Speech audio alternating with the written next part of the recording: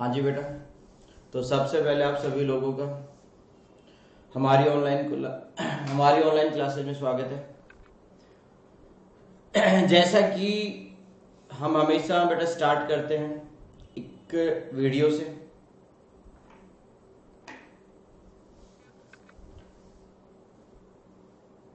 Hello बच्चों, कैसे हो सभी?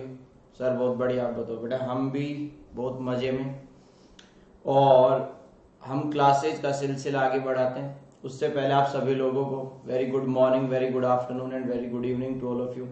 आप सभी प्यारे प्यारे बच्चों के लिए हम एक बहुत ही इंटरेस्टिंग और एक शानदार चैप्टर लेकर आए हैं। सर क्या चैप्टर आज स्टार्ट करने वाले हो? कुछ नालायक तो समझ गए होंगे हम क्या स्टार्ट करने वाले। सर हम कैसे समझेंगे? अरे भाई, तुम्हारे पास साइड में वीडियो में तुम्हारे पास दिखाई दे रहा होगा अकाउंटिंग फॉर स्पेशल ट्रांजैक्शन, और उसमें जो पार्ट हम स्टार्ट करने जा रहे हैं, स्पेशल ट्रांजैक्शन के बहुत सारे अलग अलग फॉर्मेट बने हुए हैं, बट हम जो आपके साथ आज की क्लास में डिस्कस करने वाले हैं वो कोई bill of exchange, consignment, joint venture से रिलेटेड बातें नहीं करवा रहे हैं। आज हम आपके लिए लाए हैं सेल ऑन अप्रूवल और रिटर्न बेसिस के नाम से एक चैप्टर।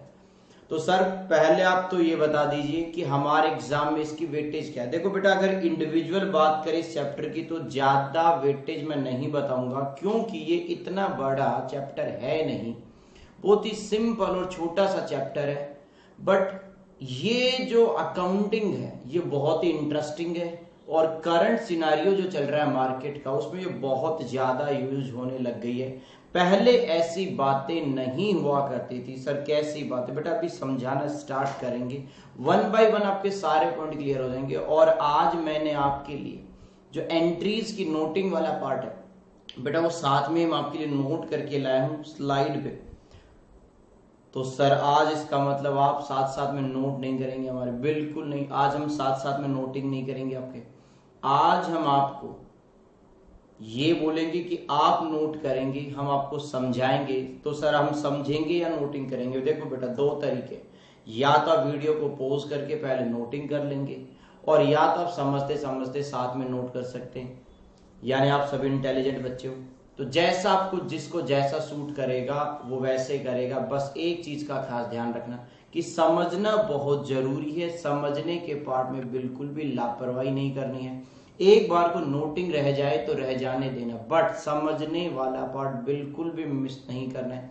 आपके छोटे भाई बहन, बड़े भाई बहन आपसे अगर पूछे इस चैप्टर के बारे में तो आप आराम से बेफिक्र हो कि इसका जवाब दे पाओ, और इतने शानदार तरीके से देखो कि उनको भी एकदम करेक्ट समझ में आ जाए जैसा मैं आपको समझाने की कोशिश करूंगा। तो हम सीधा इस चैप्टर पे बेटा आपको लेकर आते हैं। जी सर, बिल्कुल टाइम इधर उधर नहीं लगाते, मुद्दे की बात पर आते हैं।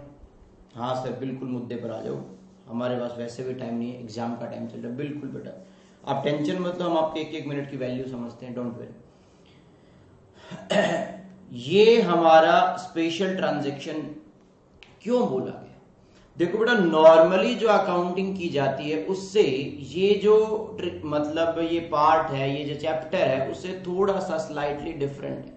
जब ये डिफरेंट है तो इन्होंने आईसीआई ने अपने मॉड्यूल वगैरह में इन्हें एक स्पेशल ट्रांजैक्शन के चैप्टर में रख दिया कि भाई ये स्पेशल अकाउंटिंग है। यानी अगर ऐसे ऐसे ट्रांजैक्शन होंगे तो नॉर्मली जो हम पढ़ते आए हैं उनसे थोड़ा हटकर इन बातों का ट्रीटमेंट किया जाएगा। चैप्टर बहुत इंटरेस्टिंग है। सर आप बारी बारी एक ही बात पे जोर दे रहे हो, इंटरेस्टिंग है, ऐसा क्यों? बेटा ये सभी ने थोड़ा बहुत सुना होगा अपनी लाइफ के अंदर, और मैं तो कहूंगा कुछ ऐसे महान बच्चे भी हमारी क्लास में बैठे हुए हैं जिन्होंने ऐसा किया भी होगा। सर हाँ हमें समझ नहीं आ रहा, अभी 2 मिनट का टाइम दो। जैसे मैं आपको बातें बताऊंगा कि ऐसे ऐसे होता, सब नालायकों ने ऐसा करके रखा होगा रिटर्न बेसिस पे, अप्रूवल बेसिस पे। अब उसकी बिल्कुल टेंशन नहीं लेंगे, आप सिर्फ समझने की कोशिश करें। सबसे पहले इधर यहां पर एक वर्ड आ रहा है सेल, एक वर्ड आ रहा है बेटा अप्रूवल, और सेकंड वर्ड आ रहा है रिटर्न। यानी ये कह रहा है कि हम गुड्स को सेल कर रहे हैं, बट ये नॉर्मल सेल नहीं है कि हमने कस्टमर को बेचा, कस्टमर से पैसा लिया, या कस्टमर को उधार में सेल कर दिया, वैसा ट्रांजैक्शन नहीं है। ये ट्रांजैक्शन थोड़ा सा डिफरेंट है। डिफरेंट किस पर्पज से मैं कह रहा हूं कि यहां पर जो हम सेल कर रहे हैं, यानी मैं अगर सेलर ऑफ गुड्स हूं तो मैं आपको एक राइट दे रहा हूं, या आपको यूं कह दो मैं एक ऑप्शन दे रहा हूं कि आप इस गुड्स को ले जाओ, आप इसे यूज करके देखो, अगर आपको पसंद आ जाती है तो ठीक, आप पेमेंट कर देना, अगर आपको पसंद नहीं आती है आप इस गुड्स को वापस लौटा सकते हो। यानी sale on approval as well as on return basis हमारे चैप्टर का नाम है, बहुत इंटरेस्टिंग है। अब मैं स्टार्ट करने जा रहा हूं। देखो बेटा क्या है, समय के साथ साथ चीजें बदलती रहती हैं। आप सभी ने इकोनॉमिक्स में पढ़ा होगा, पुराने जमाने में जब कैश नहीं था, यानी जब करेंसी नहीं थी, तो लोग बार्टर सिस्टम चलाते थे। यानी गुड्स गुड्स देकर गुड्स रिसीव करते थे, यानी हम किसी से गुड्स लेते थे, बदले में दूसरी गुड्स देते थे, यानी एक्सचेंज का सिस्टम चलता था पुराने जमाने में। धीरे धीरे जब हम डेवलप्ड हुए, हम मतलब सर बेटा इंसान, और जैसे जैसे इंसान डेवलप्ड होता चला गया, उन्होंने चीजों को सिस्टमेटिक करने की कोशिश की और उन्होंने चीजों में और क्लियरिटी लाने की कोशिश की। तो बाद में लोगों ने करेंसी को डेवलप किया, और जैसे बेटा करेंसी नोट आए तो लोग गुड्स खरीदने लग गए और पैसे देने लग गए। समझ रहा मेरी बात? यानी पुराने जमाने में एक्सचेंज का ट्रांजैक्शन होता था, यानी यूं कह दो पहले एक्सचेंज ऑफ गुड्स होता था, पुराने टाइम की बात कर रहा हूं। फिर धीरे धीरे लोगों के पास जब पैसा आने लगा तो कैश बेसिस पे ट्रांजैक्शन होने लगा। फिर धीरे धीरे कैश के अलावा लोगों ने स्टार्ट कर दिया कि भाई उधार में भी ट्रांजैक्शन होगा, कि आप गुड्स ले जाओ, 15 दिन बाद 20 दिन बाद में पेमेंट करना। बात समझना, ये सब सेल हो रही है, यानी कैश में बेचा, क्रेडिट में बेचा, तो आप यहां पर रिटर्न, यानी ऐसा नहीं है कि आपको पसंद आए तो पैसे दे देना, पसंद ना आए तो पैसे मत देना, ऐसा नहीं है। सेल हो गई, ध्यान से समझना। अगर मैंने आपको क्रेडिट पे सेल किया तो बेटा मेरे पास जो रिस्क था, यानी ऑनर के पास जो रिस्क था, वो सारा रिस्क आज बायर का हो गया। यानी मैंने अपने सारे रिस्क तुम्हें ट्रांसफर कर दिए। अगर बच्चे रिस्क ट्रांसफर हो गया तो अब उस गुड्स से रिलेटेड और रिस्क रिवॉर्ड बायर को बिलोंग करता था। यानी सेल ऑफ गुड्स एक्ट 1930 उसे सिंपली सेल कंसीडर करता था, कहता था सेल से रिलेटेड सारी कंडीशन पूरी होगी, क्योंकि बेटा अकाउंट्स एक्रूअल बेस पे चलती है, ना कि कैश बेसिस पे। यानी ऐसा नहीं है कि हमने किसी को उधार में दिया दैट मीन्स उसे सेल कंसीडर नहीं करेंगे, वो सेल बन जाता था। बट प्रॉब्लम आपको यहां पर नहीं है, प्रॉब्लम थोड़ा आगे बढ़ाते हैं। यानी अगर मैंने आपको सेल किया तो जनरली मैं रिटर्न गुड्स एक्सेप्ट नहीं करता था, मैं आपसे पैसे ही लेता हूं। बट बेटा धीरे धीरे जब और चीजें डेवलप्ड हुई, अब देखो क्या होता है, धीरे धीरे जब इंसान और डेवलप्ड हुआ तो चीजों में और क्लियरिटी लाने की उन्होंने कोशिश की। अब जो नया कंसेप्ट आया है वो सेल ऑन अप्रूवल बेसिस। थोड़े टाइम पहले इतना ज्यादा ये रूटीन में नहीं था, बट अब बहुत ज्यादा रूटीन में ये बिजनेस ट्रांजैक्शन आने लगे हैं। तो मैं थोड़ा सा आपको और क्लियरिटी के लिए कुछ बातें समझाता हूं। जैसे कि सबसे पहले सुनना ध्यान लगाकर, बेटा क्या होता है, आज के दिन ना कंपटीशन बहुत ज्यादा है, और अगर कंपटीशन में आपको सरवाइव करना है तो आपको अट्रैक्टिव स्कीम्स लानी पड़ेगी, अलग अलग आपको आइडियाज लेकर आने पड़ेंगे।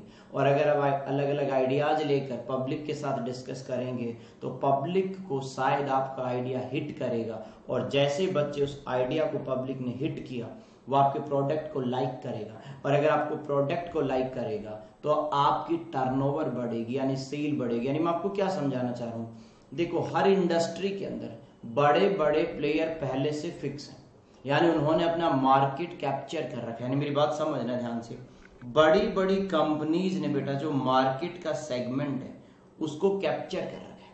जैसे कोई भी एक सेगमेंट है, जैसे फॉर एग्जांपल FMCG है, एक छोटा सा एग्जांपल लिया, इसमें अलग अलग कंपनीज ने अपना अपना हिस्सा कर रखा है। यानी कुछ लोग A कंपनी का प्रोडक्ट यूज करते हैं, कुछ B कंपनी का, कुछ C कंपनी का, एज वेल एज कुछ D कंपनी का। अब अगर मैं एक नया मैन्युफैक्चरर्स इंडस्ट्री में आना चाहता हूं या एक नया सेलर आना चाहता हूं, तो बेटा मेरे लिए जगह कहां है? या पहले से इतनी टाइट सिचुएशन है कि 4 बड़े बड़े लोगों ने पहले से मार्केट को अपने कब्जे में कर रखा है। तो मेरे जैसे छोटे पर्सन के लिए या छोटे बिजनेसमैन के लिए यहां पर आना बड़ा मुश्किल था। तो मैं कुछ ना कुछ ऐसा करना चाहूंगा कि मेरा भी यहां पर प्रोडक्ट बिके। तो हो सकता है मैंने एक स्कीम निकाली, मैंने स्कीम क्यों निकाली, ध्यान से समझना बेटा। मेरी कंपनी ना रेपुटेड है, ना मेरा बड़ा नाम है, ना मेरे प्रोडक्ट को लोग जानते हैं। तो मुझे पता है अगर मुझे अपना प्रोडक्ट बेचना है तो कुछ तो अलग करना पड़ेगा, क्योंकि जब तक हमारा नाम नहीं है, कस्टमर हमारे मतलब अपने नाम से बेटा प्रोडक्ट खरीदने नहीं आए, और जब प्रोडक्ट हमारे नाम से नहीं बिकेगा तो हमारी सेल कैसे होगी। तो हमने सोचा कि ऐसे तो कोई कस्टमर लेगा ही, तो हमने एक स्कीम निकाली कि पहले आप इस प्रोडक्ट को यूज करें, ध्यान से समझना, पहले इस्तेमाल करें और देन आप पेमेंट करें। सर मतलब आप ऐसा कहना चाह रहे हो कि पहले इस्तेमाल करें फिर विश्वास? नहीं नहीं बेटा, वो लाइन अलग है। हम कहना चाह रहे हैं कि पहले आप इसे यूज करें, देन आप इसका पेमेंट करें। यानी मैंने एक नए पर्सन ने मार्केट में एक नई स्कीम निकाली कि पहले आप मेरे प्रोडक्ट को यूज करो, अगर आप सेटिस्फाइड हो जाते हैं मेरे प्रोडक्ट से तो आप उसका पेमेंट कर देना। यानी अगर आपको पसंद आता है तो आप रखना, अगर पसंद नहीं आए आप बिल्कुल विदाउट एनी टेंशन वापस आना और प्रोडक्ट लौटा देना। यानी मैं उसको रिटर्न ले लूंगा बिना किसी डाउट के।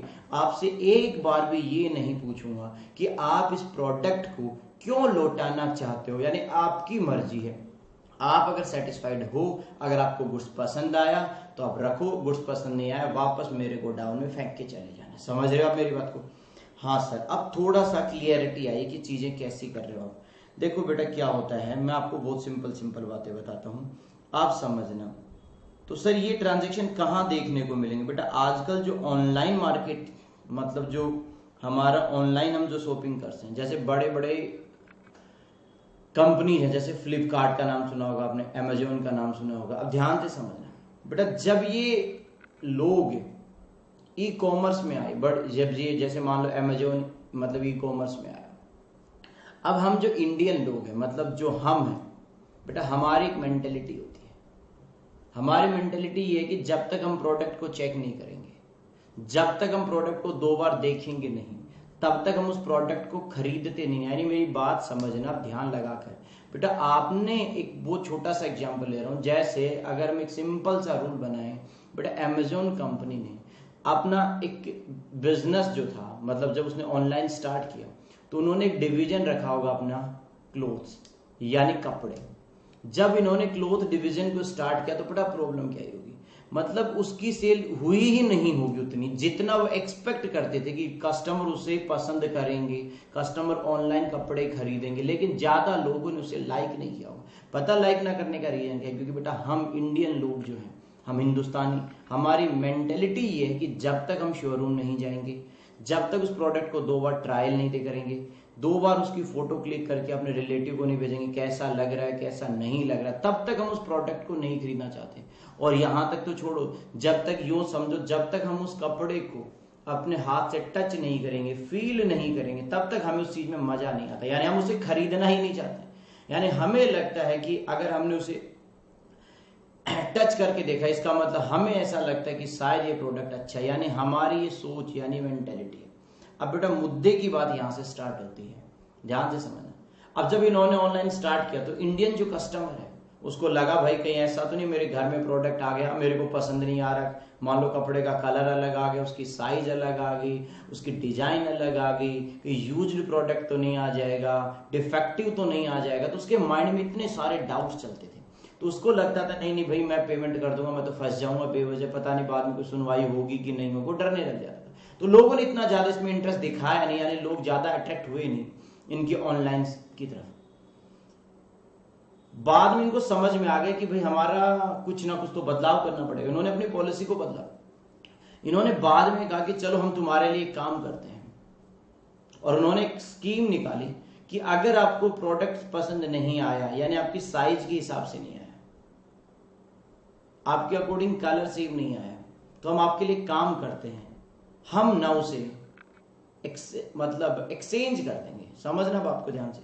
यानी आप वो प्रोडक्ट लौटाओ, हम दूसरी साइज का आपको सेम प्रोडक्ट भिजवा देंगे, आप उस प्रोडक्ट को रख लेना अगर आपको साइज मैच नहीं कर पाए। बेटा लोगों ने थोड़ा सा फिर इंटरेस्ट दिखाया, कि हाँ अब ठीक है, फिर भी उतनी वॉल्यूम ऑफ ट्रांजैक्शन नहीं हुए जितना उन्होंने एक्सपेक्टेशन रखी थी, जितनी उन्होंने उम्मीद बनाई थी।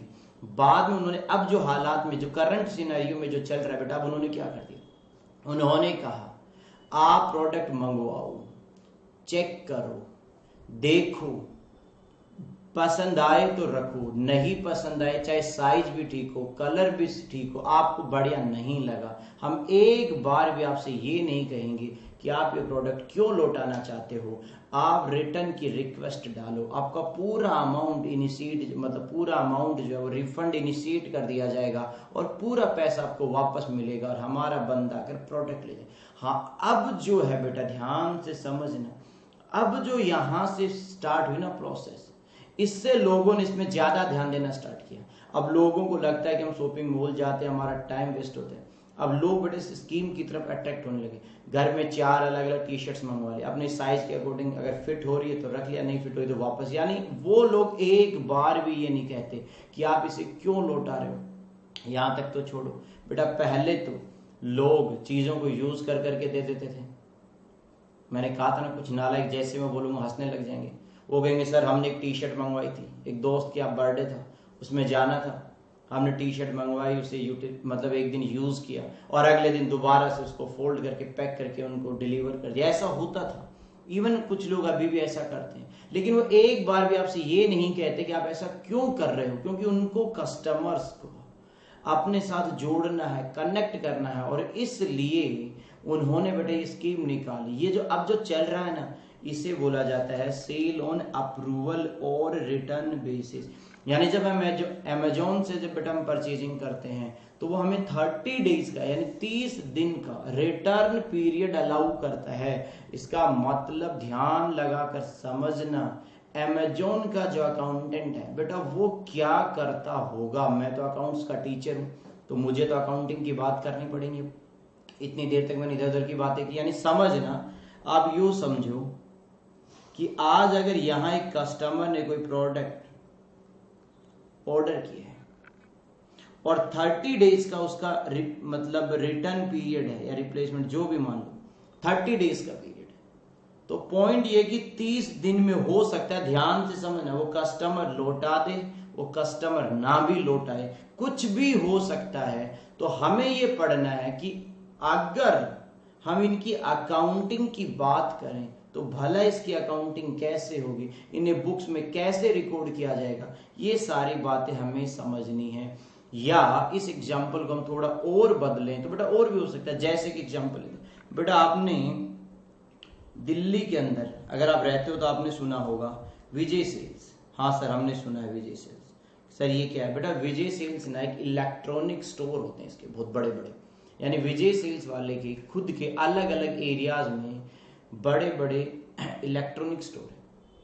समझना ध्यान से, जहां पर कस्टमर जाता है इलेक्ट्रॉनिक आइटम्स परचेज करने के लिए, जनरली इलेक्ट्रॉनिक आइटम्स है। मैं एक सिंपल सी बात कर रहा हूं, आप एक बात को समझना। मान लो ये विजय सेल्स वाला है,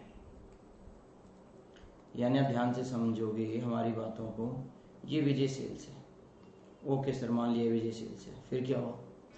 अब बेटा विजय सेल्स वाले के पास बहुत सारे, यहां पर देखो लाइन से फ्रिज रखे हुए हैं, या टीवी रखे हुए हैं, या एसी लगे हुए हैं। समझो आप बात को, ठीक है सर समझिए। अब बताओ सर क्या होता है?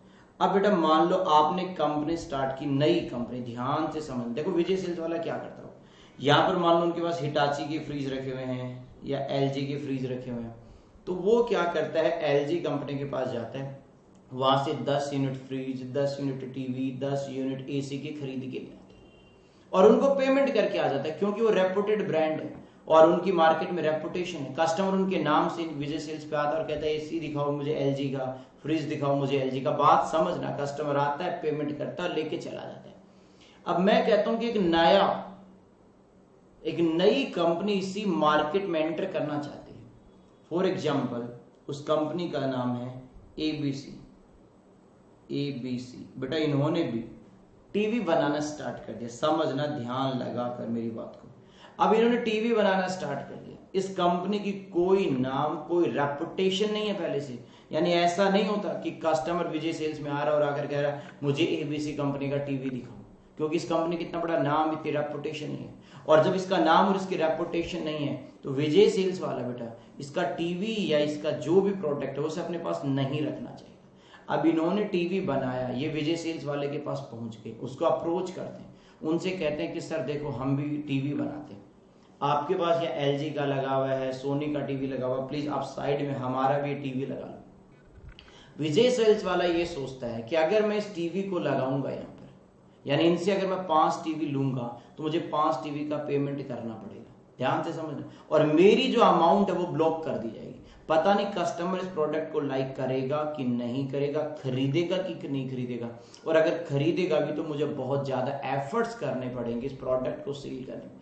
तो विजय सेल्स सोचता है मैं अपनी कैपिटल बुक कर मतलब ब्लॉक कर रहा हूँ, बहुत ज्यादा एफर्ट्स लगा रहा हूँ, इससे बढ़िया तो ठीक है ना, मेरे पास कस्टमर आ रहा है, एलजी का मांग रहा है, एलजी दिखाया बिक रहा है, अपने को कमीशन मिल रहा है, सब बढ़िया से बराबर चल रहा है, यानी वो क्यों इस झमेले में फंसना चाहेगा, बिल्कुल नहीं चाहेगा बेटा।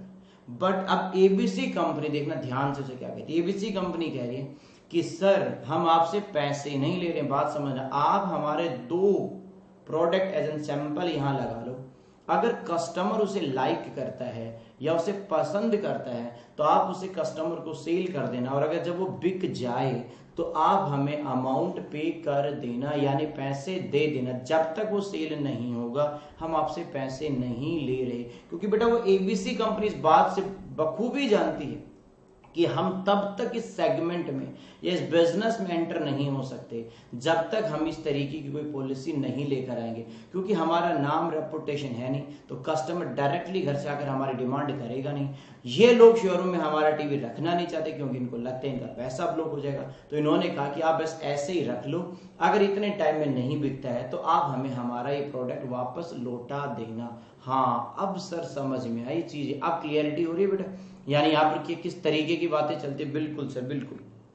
तो अब सुनना ध्यान लगाकर, यानी सेल ऑन अप्रूवल और रिटर्न बेसिस क्या है, यानी हम कस्टमर को एक तरीके से ये कह रहे हैं कि तुम ले जाओ, इसे अपने पास यूज करके देखो, अगर तुम्हें पसंद आ जाता तो। जैसे बेटा मैंने अमेजोन से मान लो टी शर्ट मंगवाई, अब मैंने टी शर्ट मंगवाई, मैंने देखा कि हाँ भाई मेरी साइज के अकॉर्डिंग फिट है, मेरे को कलर भी पसंद आ गया और इसका कपड़ा फैब्रिक भी मेरे को अच्छा लगा, तो मैंने उसे अपने पास रख लिया। 30 डेज के अंदर अगर मैंने इसे वापस नहीं लौटाया, इसका मतलब अमेजोन कह रहा है कि कस्टमर सेटिस्फाइड है और 30 डेज में वो वापस लौटा सकता हूं। तो ये जो प्रोडक्ट है ये कहलाते हैं sale on approval as well as return basis. उम्मीद करता हूं समझ में आ गए सभी बच्चों को। अब मैं आज आपको यहाँ पर पढ़ाऊंगा कि बेटा ऐसे जो ट्रांजेक्शन्स होते हैं उनकी भला अकाउंटिंग कैसे करनी है, यानी आप तो बेटा अकाउंटेंट लोग हो, आपको दुनिया से क्या मतलब है, क्या चीजें हैं, आपको मैंने मीनिंग समझाने की कोशिश की। अब मैं चाहता हूं आपसे एक बिल्कुल कंसंट्रेशन के साथ आप सुनो कि अकाउंटिंग कैसे होगी, यानी ऐसे जो ये नए ट्रांजैक्शंस इनोवेट कर लिए लोगों ने, अप्रूवल बेसिस पे गुड्स देने लगे, तो बेटा हमें भी तो पढ़ना पड़ेगा। जब हम इंडस्ट्री में जाएंगे और जब हम अपना काम स्टार्ट करेंगे, हमारे पास क्लाइंट आ सकता है, तो हमें उसकी कैसे ट्रीटमेंट करना है, यानी कैसे उसकी अकाउंटिंग करनी, ये सारी बातें आपको यहाँ समझनी। तो देखो सबसे पहले क्या लिखा, meaning of goods send on approval, एक छोटा सा डेफिनेशन है, ध्यान से पढ़ना।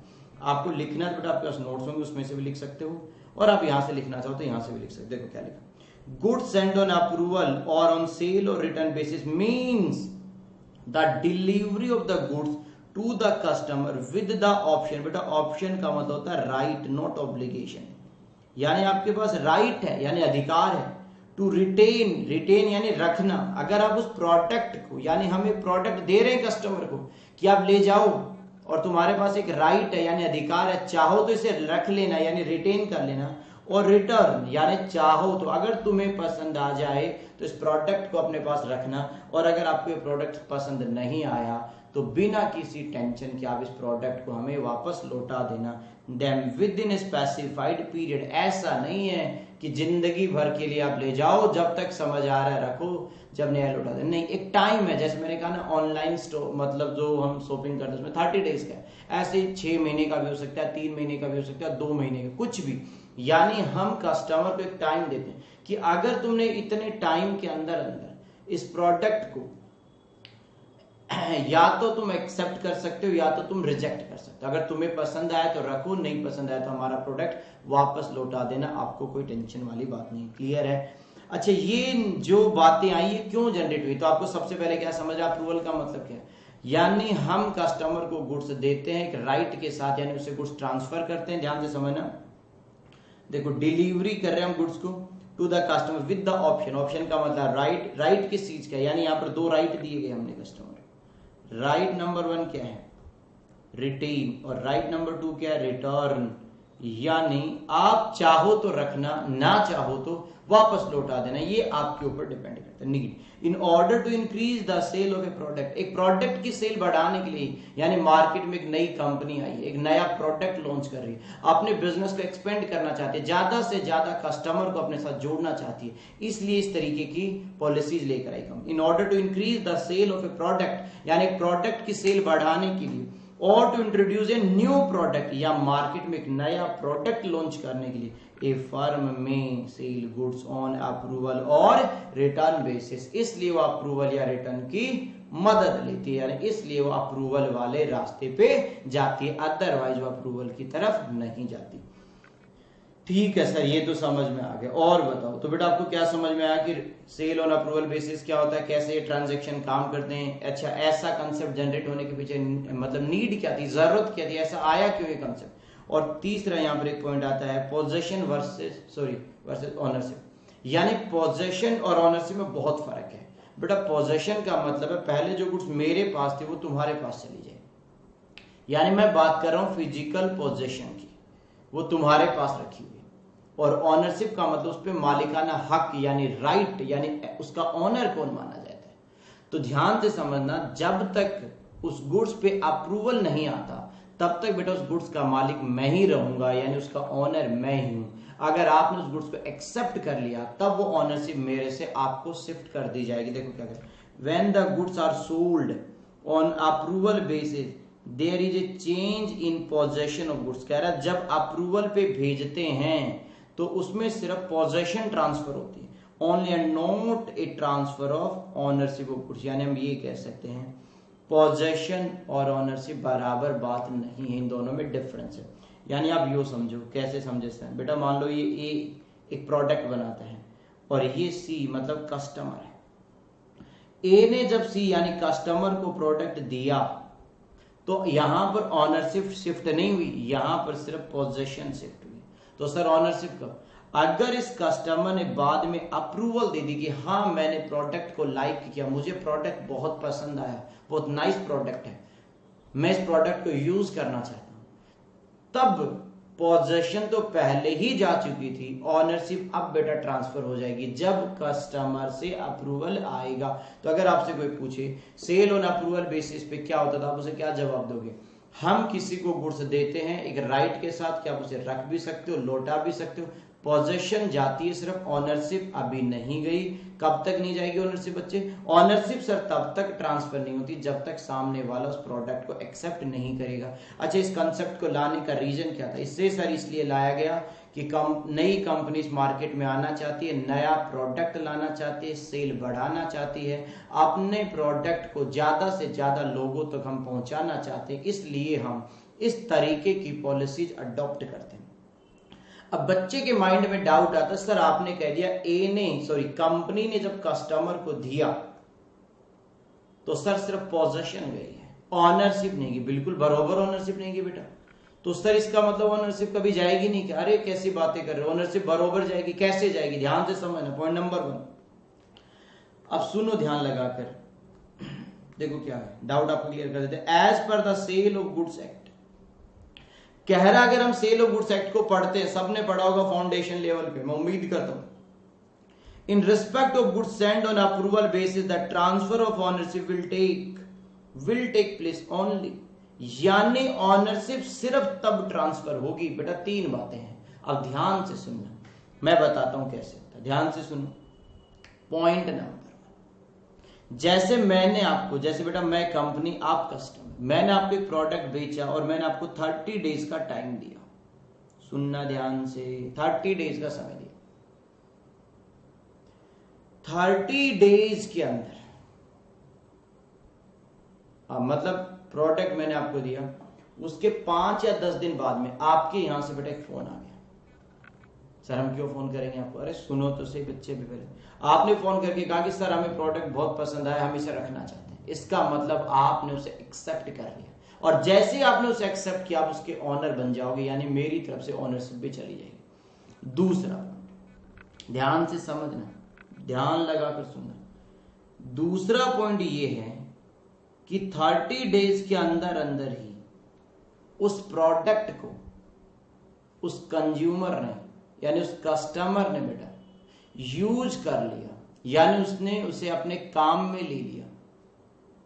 जब सर उसने उसे काम में ले लिया तो इम्प्लाइड सी बात है कि उसको, जब उसको काम ले चुका है, उसे कंज्यूम्ड कर चुका है, तब भी उसे हम क्या मान लेंगे? सेल। तो हम ये मान लेंगे कि इम्प्लाइड कस्टमर की तरफ से हाँ है कि हाँ भाई मुझे प्रोडक्ट पसंद है। और तीसरा और लास्ट, 30 डेज एक्सपायर हो गए कस्टमर के यहां से, ना हाँ का ऑफर आया ना का ऑफर आया।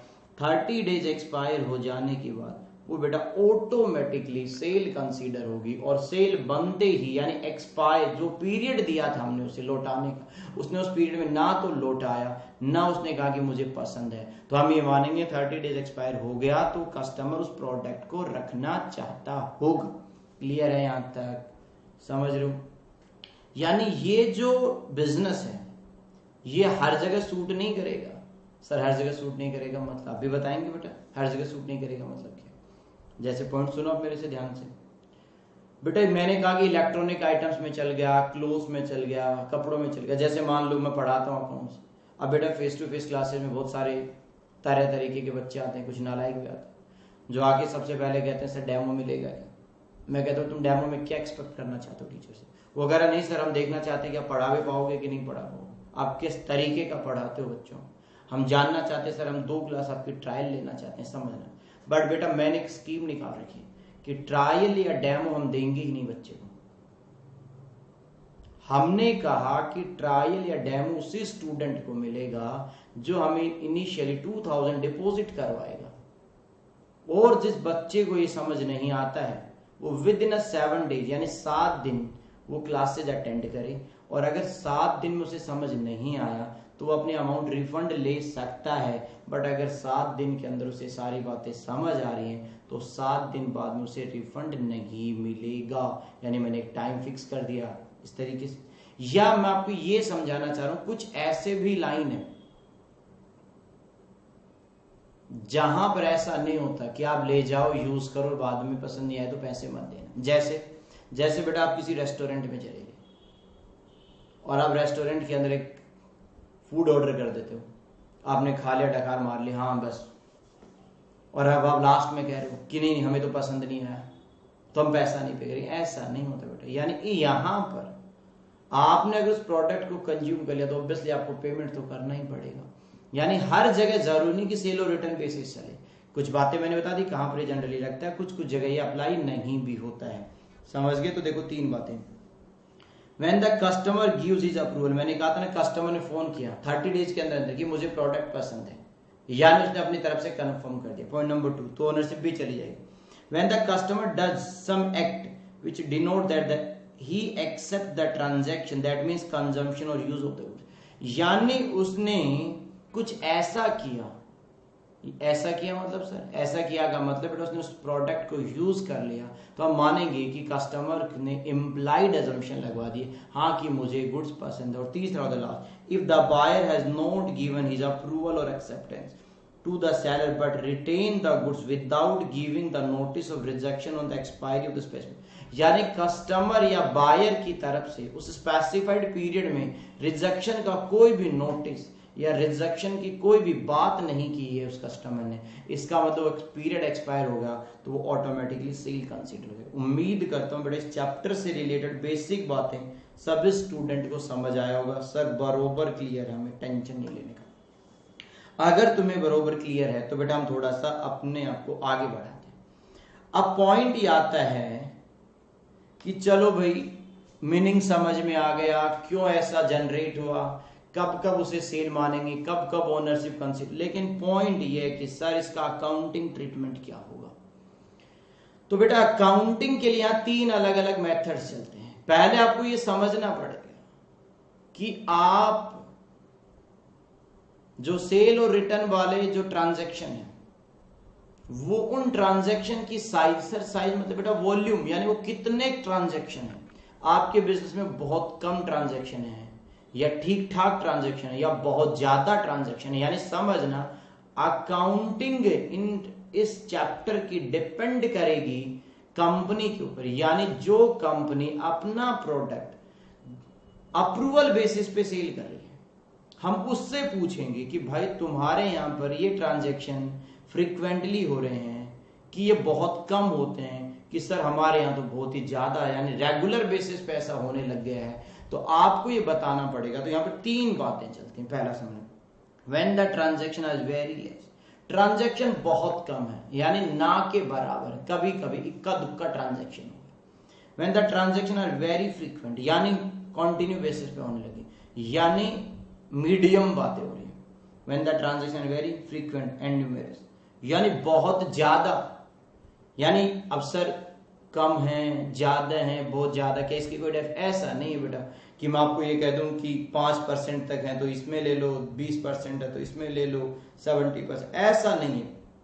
यह सेलर को डिसाइड करना पड़ेगा। यानी अगर आपके पास बहुत नॉमिन ऐसे बहुत कम ट्रांजैक्शन है तो आप ये मेथड अडॉप्ट कर सकते हो, थोड़े ज्यादा ट्रांजैक्शन है तो ये, और बहुत ज्यादा ट्रांजैक्शन तो आप तीसरे की तरफ। तो मैं आपको एक बात बता दूं, अभी जो मैं स्टार्ट करूंगा बेटा, मैं तीनों मेथड एक साथ नहीं समझा पाऊंगा, और मैं आपसे चाहता भी नहीं हूं कि एक साथ समझाऊं आपको, क्योंकि आपको कंफ्यूजन स्टार्ट होगा। तो हम एक एक मेथड को बड़े आराम और क्लियरली कवर करते हैं।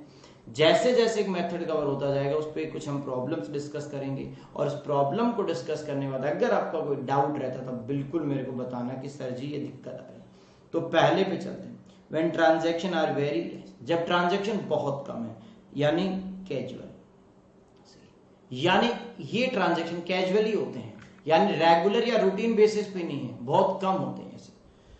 तो मैं आपको कहूंगा कि इस मेथड में कहते हैं कि ट्रांजैक्शन को अपना ऑर्डिनरी सेल कंसीडर कर लो। मतलब सर, यानी अगर इन ट्रांजैक्शन, ध्यान से समझना, अगर ये ट्रांजैक्शन रेगुलर बेसिस पे नहीं हो रहा बेटा, तो आप इन ट्रांजैक्शन को, जब ये ट्रांजैक्शन होकर होता है, आप उसी टाइम इन ट्रांजैक्शन को अपनी सेल कंसीडर मान लेना। यानी आप इंतजार मत करना कि कस्टमर एक्सेप्ट करेगा कि कस्टमर एक्सेप्ट नहीं करेगा।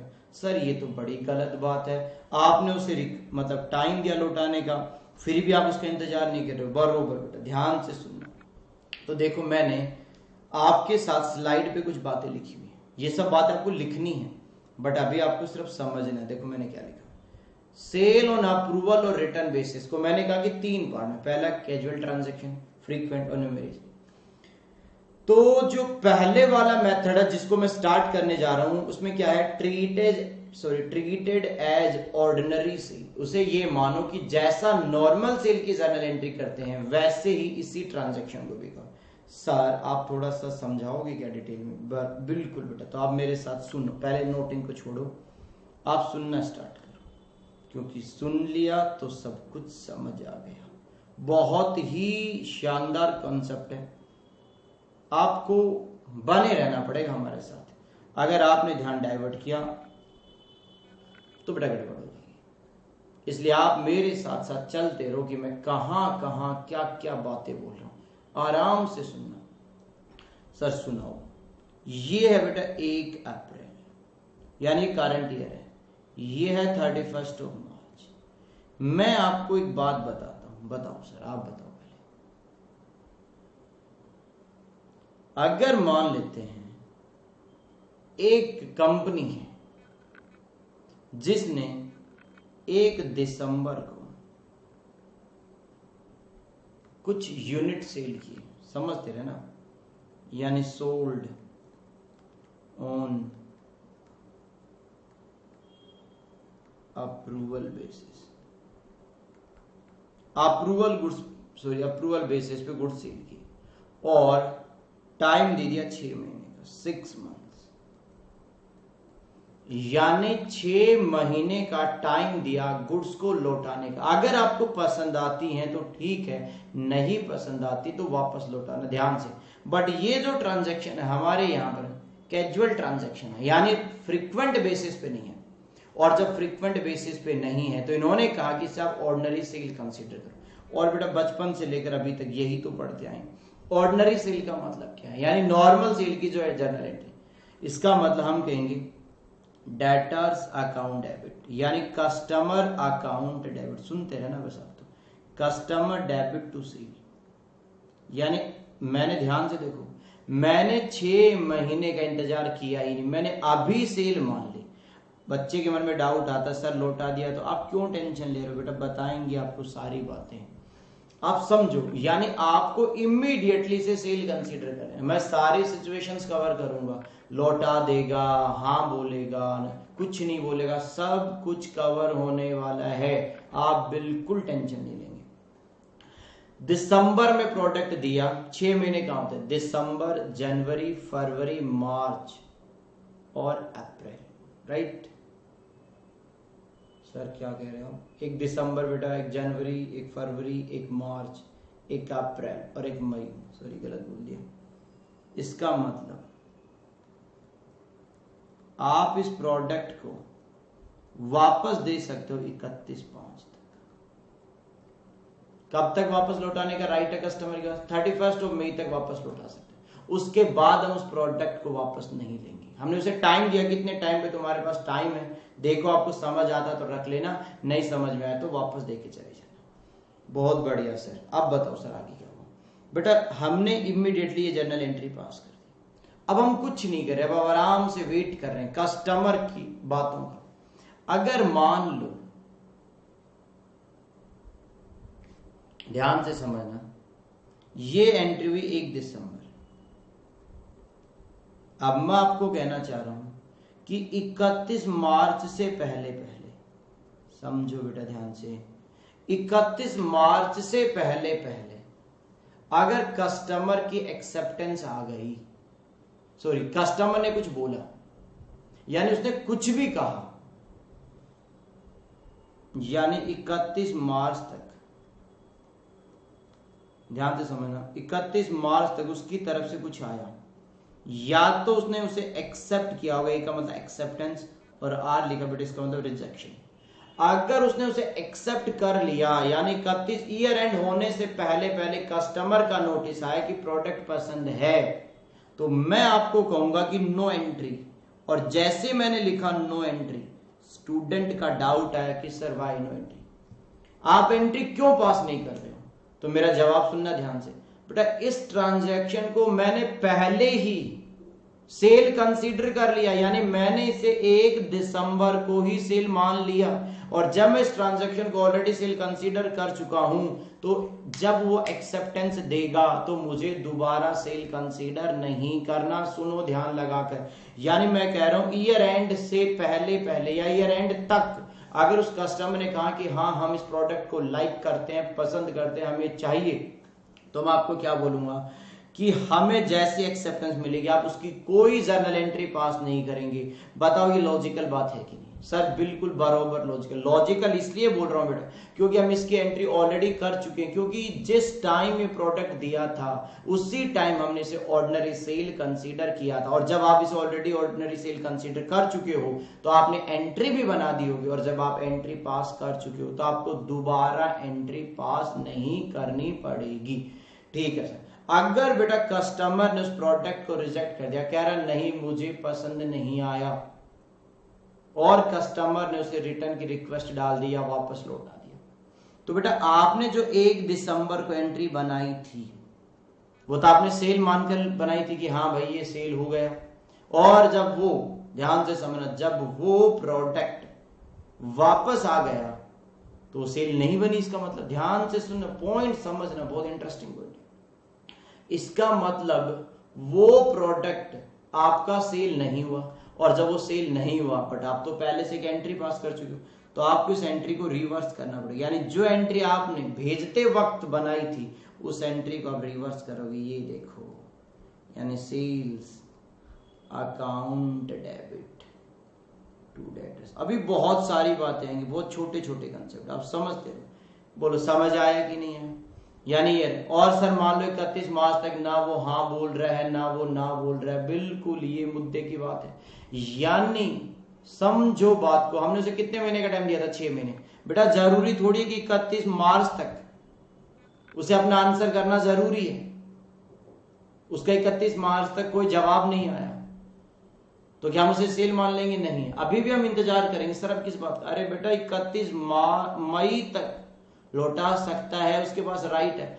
कस्टमर सोच रहे कि अभी तो मेरे पास और टाइम है, मैंने अभी डिसाइड नहीं किया कि मुझे लौटाना है कि रखना। यानी वो सोच रहे कि अभी तो 2 महीने और पड़े, आराम से सोचेंगे, पसंद आएगा तो रख लेंगे, नहीं आएगा तो लौटा देंगे। यानी अभी भी उसके पास टाइम है। यानी देखो मुद्दे की बात है, अगर ईयर एंड बीच में आ जाता है तो बड़ी दिक्कत आने वाली है। तो आपको समझना है कि जब भेजा तब आपने एंट्री बना दी।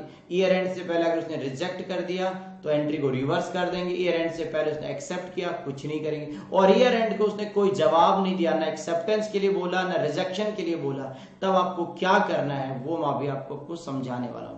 तो आप एक बार जल्दी से हमारे साथ यहां से पढ़ेंगे। ये देखो मैंने आपके लिए कुछ एंट्रीज लिखा रखी, पढ़ो क्या लिखा? General entries in case of sale. तो मैंने आपको क्या, अगर कैजुअल बेसिस पे ट्रांजैक्शन होते हैं तो पॉइंट नंबर 1 पढ़ो, गुड्स सेंड ऑन अप्रूवल। जब हमने गुड्स अप्रूवल बेसिस पे कस्टमर को दिया, यानी हमने कस्टमर को भेजा कि पसंद आए तो रख लेना। बट बेटा मैं पहले ही कह चुका हूं, ये पॉइंट नंबर 1 है, यानी इसे नॉर्मल सेल कंसीडर करते हैं। एक बात का जवाब दो बेटा, ध्यान से सुनना। अगर मैं मिस्टर ए मैन्युफैक्चरर और मैं कस्टमर को गुड्स देता हूं, तो पहले बताओ, अगर मैं एक गुड्स 100 रुपए में बनाता हूं, अब ईमानदारी से सोचो, तो क्या मैं अपने कस्टमर को 100 रुपए में ट्रांसफर कर दूंगा? अरे भाई अगर मैं 100 रुपए का प्रोडक्ट 100 रुपए में ही ट्रांसफर कर दूंगा तो बेटा क्या मैंने अपना बिजनेस लोगों की भलाई करने के लिए कर रखा है, या कुछ मैं भी कमाना चाहता हूँ? क्या मैंने चैरिटी के लिए बिजनेस स्टार्ट कर रखा है? क्या मैं सेवा भाव से काम कर रहा हूँ? नो सर, बिल्कुल पैसा ऐड करोगे। तो इस पे बेटा मैंने 20 रुपए ऐड कर दिए, इसका मतलब 120, ये 120 रुपए कहलाता है इनवॉइस प्राइस या सेलिंग प्राइस, राइट? यानी मैंने 120 में ट्रांसफर किया। तो आपको एंट्री किस पे बनानी है? यानी जब आपने सेल किया, सॉरी जब ट्रांसफर किया, मैंने वर्ड यूज किया सेंट, नॉट सेल। सेल तो अभी है ही नहीं, हमने गुड्स ट्रांसफर किए, तो हम इसे नॉर्मल सेल मानेंगे। यानी सन्ड्री डेटर, यानी हम अपने डेटर्स को बढ़ा लेंगे और साथ में सेल क्रेडिट कर देंगे। और ये एंट्री हमेशा बनेगी एट सेलिंग प्राइस। किस पे पास करेंगे एंट्री?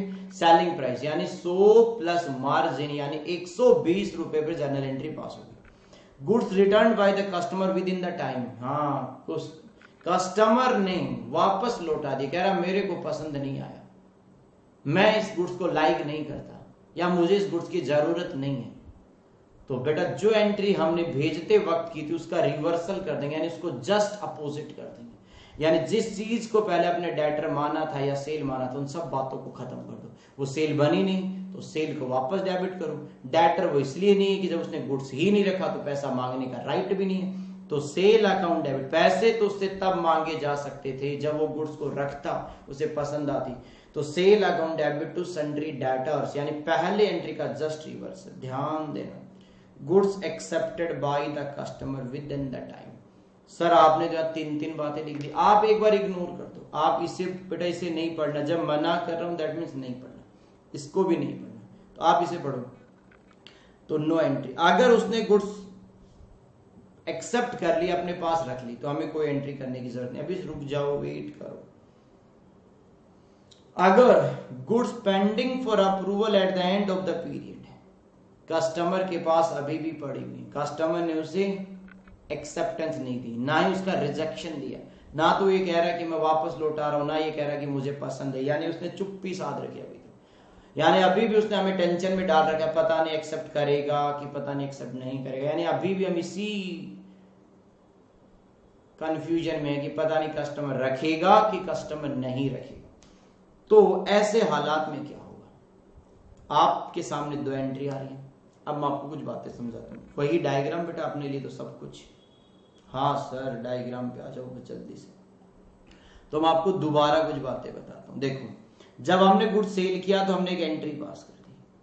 अगर 31 तारीख तक, ध्यान से समझना, ईयर एंड तक, अगर ईयर एंड तक उस कस्टमर के हाँ या ना का जवाब आ गया, यानी उसने रिस्पोंड कर दिया हाँ या ना, अगर उसने हाँ कर दी तो बेटा गुड्स हमने पहले ही सेल मान चुके थे,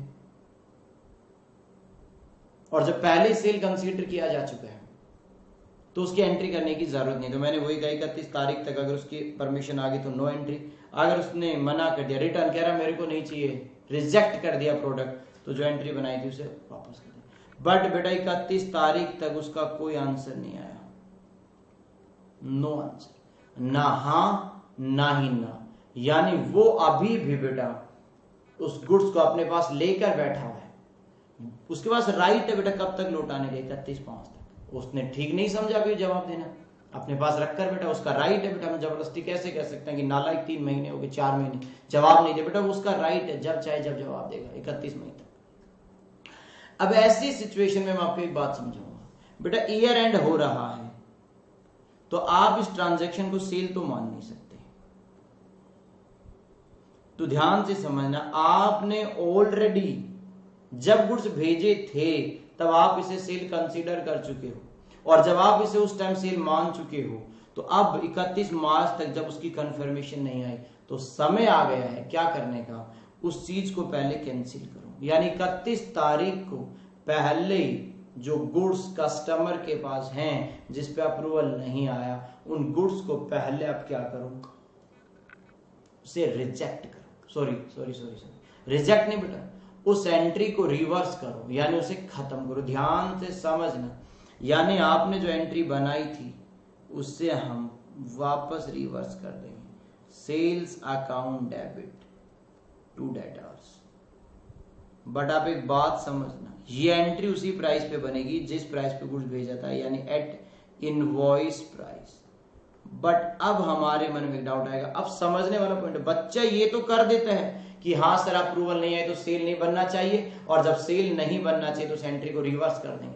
बट वो एक मिस्टेक कर देता है एग्जाम के अंदर, पता है इसके साथ साथ एक और काम होना था, और मालूम है वो क्या करना था आपको, यानी आपको एक छोटा सा काम और करना था यहाँ पर, और वो ये करना था कि जो गुड्स उसने पसंद नहीं किए उन गुड्स को आपने रिवर्स तो कर दिया, यानी एंट्री को तो नलीफाई करवा दिया। बट आप एक बात भूल रहे हो, ये जो गुड्स हैं ये हमारे पास नहीं है बेटा, ये अभी भी कस्टमर के पास है, यानी ये गुड्स आपको एज एन स्टॉक दिखाना पड़ेगा विद कस्टमर। यानी बात समझना, यानी हम ये मानेंगे ये गुड्स कस्टमर के गोडाउन में पड़े हुए हैं, ये हमारे गोडाउन में नहीं, ये कस्टमर के गोडाउन में पड़े। और जब आप इसे कस्टमर के गोडाउन में दिखाओगे, यानी आप बेटा एक तरीके का इसे क्लोजिंग स्टॉक कंसीडर करोगे।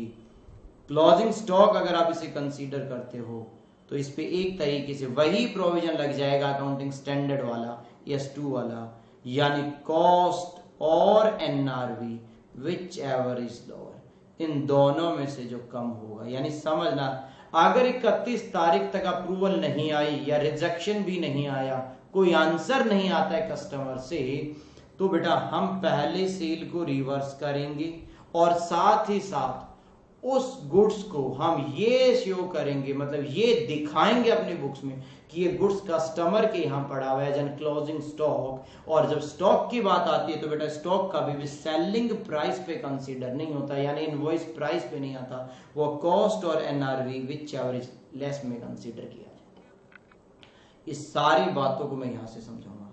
बट सर आपने तो कुछ और बातें भी बता रखी, बिल्कुल बिल्कुल आपको नोट कर सकते हो साथ साथ। देखो जब हम भेजते हैं तो एंट्री क्या बन जाती है, sundry debtor account debit to sale. जब कस्टमर ने टाइम के अंदर अंदर रिजेक्ट कर दिया, कह रहा मेरे को पसंद नहीं आया, तो उस एंट्री को मैंने रिवर्स कर दिया, यानी अपोजिट कर दिया। अब ध्यान से समझना, तीसरा point, goods accepted by the customer within the time.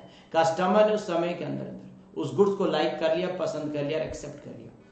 तो मैंने इसमें 3 सिचुएशन बनाई, कस्टमर 3 चीजों पे एक्सेप्टेंस दे सकता है। ध्यान से समझना, जिस प्राइस पे मैंने उसे ट्रांसफर किया था उसने उसी प्राइस पे एक्सेप्ट कर लिया। सर समझ नहीं आया, अभी समझे बेटा। मान लो मैं सेलर हूं और मैंने आपको एक गुड्स 100 रुपए पे ट्रांसफर किया था, और आपको वो पसंद आ गया, और आपको ये भी ठीक लगा कि इसकी प्राइस भी सर सही चार्ज कर रहे हैं, 100 रुपए के लायक तो है ये, और आपने 100 रुपए पर से एक्सेप्ट कर लिया। इसका मतलब मैं 100 रुपए को सेल मान चुका हूं, और 100 रुपए पर ही कस्टमर ने उसे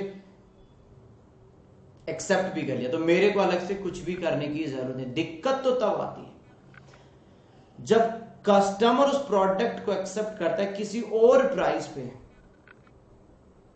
और प्राइस का मतलब है जिस प्राइस पे हम ऑलरेडी एंट्री पास कर चुके हैं और जिस प्राइस पे वो एक्सेप्ट कर रहा है उन दोनों में डिफरेंस है। तो पहले सुनो ध्यान से, मैंने कस्टमर को वो ट्रांसफर किया था 100 रुपए पे, बाद में कस्टमर का फोन आता है कि सर वैसे गुड्स तो हमें पसंद है बट हमें इसकी प्राइस पसंद नहीं है। मैंने बोला प्राइस क्यों पसंद नहीं? वो अगर नहीं सर हमें लगता है कि 100 रुपए की वर्थ का लाइक का प्रोडक्ट नहीं है। अब वो कस्टमर कहता देखो सर अगर 90 में देना है तो दो, और अगर सर 90 में नहीं देना तो सर हम इस प्रोडक्ट को वापस लौटा रहे हैं। बात समझ है? यानी कस्टमर कह रहा है सर अगर आप 90 रुपीज प्रोडक्ट के लेने के लिए इंटरेस्टेड हो तो आप ले लो, नहीं लेना चाहते तो मत लो, हम कल वापस लौटा देंगे। तो बेटा मैं 90 पे एग्री कर गया, चलो कोई बात नहीं 90 लो। तो ध्यान से समझना, मैंने स्टार्टिंग में जब भेजा था तो मैंने उसे सेल माना था 100 रुपए का, बट कस्टमर तो बेटा उसे 90 में ही लेने को तैयार। तो 10 रुपए जो मैंने एक्स्ट्रा सेल अमाउंट बुक कर रखी उसे मैं रिवर्स करूंगा, यानी स्टार्टिंग में मैंने उसे 100 रुपए पे बुक किया होगा जबकि बुक 90 भी होना चाहिए था, तो 10 रुपीज को मैं रिवर्स कर दूंगा। तो क्या इंटरव्यू नहीं देगा? ये वाला है वो सिचुएशन, ध्यान दो यहां पर। At a price lower than invoice price, यानी 100 रुपए पे भेजा था बट कस्टमर उसे 90 पे एक्सेप्ट करता है, तो 10 रुपए वो कम देना चाह रहा है, तो मैं 10 रुपए से पहले एंट्री को कम कर दूंगा। तो sale account debit to sundry debtor, सिर्फ डिफरेंस इन प्राइस ओनली आएगा, यानी 100 माइनस 90 10 रुपीज से एंट्री पास होगी। और अगर वो हायर प्राइस पे एक्सेप्ट करे, तो बच्चे का डाउट आता है कि सर पहले तो ये बताओ जब आपने स्टार्टिंग में 100 पे दिया था तो कस्टमर 110 पे कैसे मान सकते? बेटा बिल्कुल मान सकता है सर, हम मान ही नहीं सकते हम आपकी बात। अभी बेटा एक एग्जांपल देते हैं आपको, बिल्कुल बराबर मानोगे। बेटा जैसे एक एग्जांपल देते हैं, आप जिस एरिया में रहते हो, अब उस एरिया में एक लोकल ज्वेलरी की दुकान है, आपकी मदर ने बेटा वहां से ज्वेलरी खरीदी। आपकी मदर को थोड़ा कंफ्यूजन था कि पता नहीं पसंद आ रही है कि नहीं आ रही। वो ज्वेलरी वाला कहता है कि मैडम ले जाओ, अगर 10 दिन के अंदर अंदर आपको समझ आ जाए तो रख लेना और नहीं समझ आए तो मत रखना। बात समझना। अब बेटा 10 दिन बाद हम ज्वेलरी वाले के पास गए और हमने कहा कि ये पसंद है, तो बेटा ज्वेलरी वाला जो बिल बनाएगा, ध्यान से समझना, जिस टाइम उसने दिया था उस प्राइस पे नहीं, क्योंकि बेटा इसकी प्राइस बढ़ जाती है। तो ऐसी सिचुएशन में जब आपसे अमाउंट चार्ज कर रहे हो तो कहेगा कि मैडम जिस दिन आप इसे एक्सेप्ट कर रहे हो प्रोडक्ट को, हम उस प्राइस पे आपसे अमाउंट चार्ज करेंगे।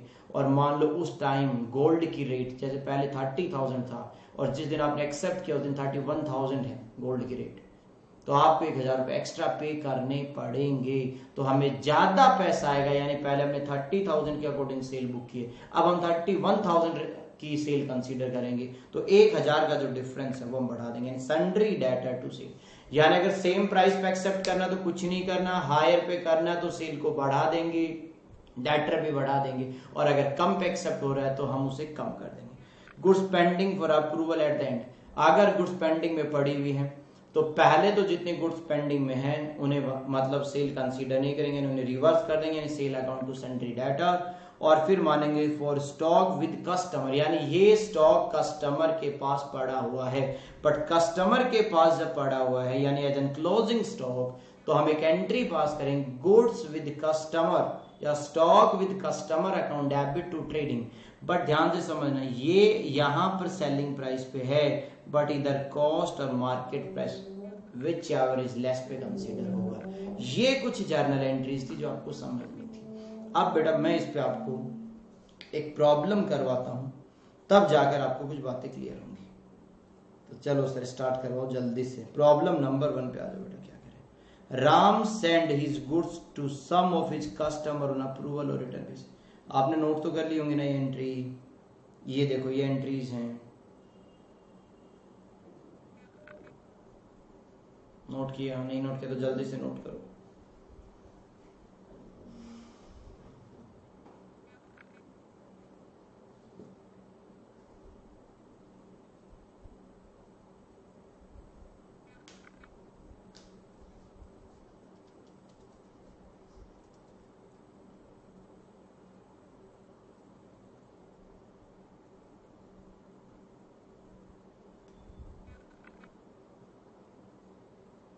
हो गया? जी सर हो गया। अगर हो गया है तो आप यहां पर आ जाओ। Ram send his goods to some of his customer on approval और return basis. The cost of the product is 8,000 per unit, 8,000 रुपए की कॉस्ट है, बट कॉस्ट पे ट्रांसफर नहीं होता, इनवॉइस प्राइस पे होता है। आगे क्या करें, एंड मार्कअप 25% ऑन कॉस्ट। तो देखो इनवॉइस प्राइस क्या आएगा, इनवॉइस प्राइस आता है बेटा कॉस्ट प्लस प्रॉफिट। अगर आप समझ रहे हो तो कॉस्ट आपकी कहीं ना कहीं 8,000 और प्रॉफिट का जो पार्ट है 8,000 का 25%, दैट मीन्स 2,000, तो बरोबर ही आ जाएगा 10,000 रुपए। ठीक है सर, इसका मतलब 10,000 में सप्लाई हो रही है। Goods send to customer during the period 25 unit, 25 unit transfer की तो 10,000 इंटू 25 करेंगे तो 2.5 लाख रुपए का transaction. Goods return bye the customer before approval, approval से पहले, सॉरी 6 महीने, ठीक है। Goods approved by customer before, sorry यानी 6 महीने का उसे टाइम दिया गया कि वो 6 महीने के अंदर अंदर प्रोडक्ट को क्या कर सकता है।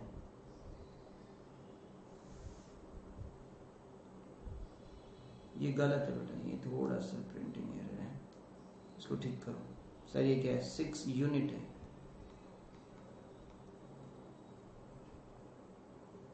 आगे क्या करें, goods approved by customer before end of financial year, 16 unit उसने एक्सेप्ट कर ली। तो देखो कितना हो गया, 16 प्लस 6 कितने यूनिट का हिसाब हो गया, ये हो गया सर 22 यूनिट का। Goods with customer pending period not expired 3 unit, ये 3 यूनिट है, ये सब मंथ कैसे लिख दिया, 3 यूनिट्स, यानी कस्टमर के पास 3 यूनिट पड़ी हुई। कह रहा account for this transaction ordinary sale pass general entry for the, ध्यान से समझना। सबसे पहले अभी नोटिंग देखो, सबसे पहले प्रॉब्लम नंबर अगर हम 1 की बात करें, ऑर्डिनरी सेल का ट्रांजैक्शन है, बहुत सिंपल पॉइंट है। सबसे पहले आएगा इनवॉइस प्राइस, तो सबसे पहले मैं लिख सकता हूं कैलकुलेशन ऑफ इनवॉइस प्राइस, यानी इनवॉइस प्राइस कैसे कैलकुलेट होगी। तो मेरा जवाब आएगा बच्चे, कॉस्ट हमारे गुड्स की 8,000, इस पे प्रॉफिट ऐड करते हैं on cost, profit on cost add किया मैंने इधर 25%, तो 8,000 का 25%, तो ये आता है 2,000, ये आ गया 10,000। आपके पास भी नोट्स हैं, आप उसमें से देखो, ये इनवॉइस प्राइस या सेलिंग प्राइस कंसीडर होगी। तो सबसे पहले जब हम सेल करेंगे यूनिट को, तो पहली जर्नल एंट्री क्या बनेगी, देखो हम कहेंगे सन्ड्री डेटर्स अकाउंट डेबिट, यानी नॉर्मल सेल की जर्नल एंट्री पास हो रही है, sundry debtors account debit to sale account credit. और मैं आपको बता दूं 10,000 रुपए पे 25 यूनिट ट्रांसफर हो रहे हैं, दैट मीन्स 2,50,000 आ जाएगा, 2,50,000। क्लियर है यहां तक, बिल्कुल सर। अब पॉइंट नंबर 2, यहां पर क्या कह रहा है, goods return bye customer before approval, यानी देखो आप भी देख लो यहां पर अप्रूवल से पहले पहले उसने 6 यूनिट वापस लौटा दी, वापस लौटा दी तो एंट्री को क्या करेंगे, रिवर्स करेंगे, यानी रिटर्न हो गया कितने रुपए का, 6 यूनिट, 6 यूनिट इंटू 10,000 बरोबर 60,000, तो 60,000 रुपए से इस एंट्री को रिवर्स कर दो। जब आप इसे रिवर्स करेंगे तो एक एंट्री पास होगी बेटा, sales account debit, sale account debit 60,000 और to sundry debtors,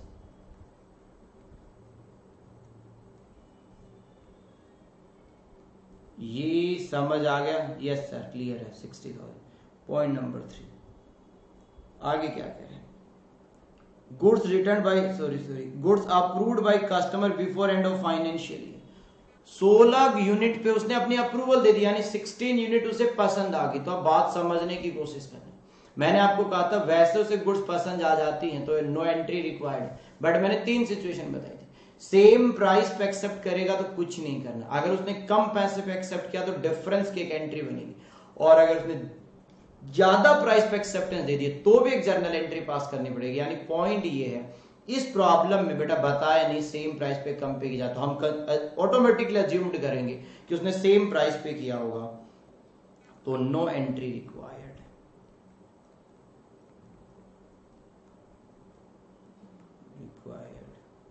for accepted goods, और आपको पता है ये एंट्री क्यों नहीं बनी है, समझाने की मुझे जरूरत नहीं, क्यों नहीं समझाओ। अरे बेटे यहाँ पर ऑटोमेटिकली हमने 25 यूनिट को सेल कंसीडर कर लिया। अब बैलेंस कितने यूनिट रह गई, उस पे दो बातें चलेंगी। बैलेंस यूनिट, और मैं आपको बता दूं 3 यूनिट है, 3 यूनिट, इस पे दो बातें हैं।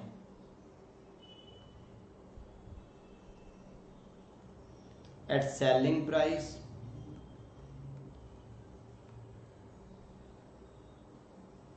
और दूसरा cost of goods with customer. Customer के पास कितने कॉस्ट वाली गुड्स हैं। अगर मैं सेलिंग प्राइस की बात करूं तो बेटा 10,000 इंटू 3 यूनिट यानी 30,000 होता है। बट अगर इनकी कॉस्ट कैलकुलेट करें तो कॉस्ट हमारी बहुत सिंपल सी है। आप यूं कह सकते हो 3 यूनिट 8,000 का एक यूनिट है बराबर 24,000 रुपये। तो हमें पहले इसकी जर्नल एंट्री पास करनी पड़ेगी। क्या? तो हमें एक एंट्री पास करनी है सेल्स अकाउंट डेबिट, यानी उसे रिवर्स करना पड़ेगा। तो सेल हमारी 10,000 के अकॉर्डिंग बुक हुई थी, तो हमने रिवर्सल भी 10,000 के अकॉर्डिंग बुक करना पड़ेगा। Sale account debit to sundry debtors,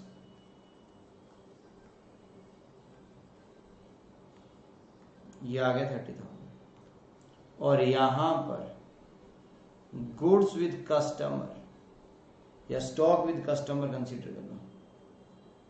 stock with customer account debit, stock with customers account debit to trading account. और ये जो है ये बेटा आपका 24,000 पे कंसीडर होगा। मैं मान सकता हूं ये आपको समझ आ गया। अगर ये क्लियर है तो बेटा हम आपको अगले प्रॉब्लम पे लेके चलते हैं। समझ आ गया यहां तक? जी सर ये क्लियर है।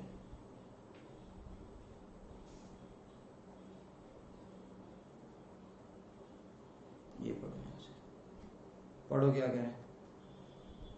Send goods to his customer on sale or approval basis. The following transactions during 2016. 15 September send goods to customer on sale or return basis at cost plus 33 यानी 1/3।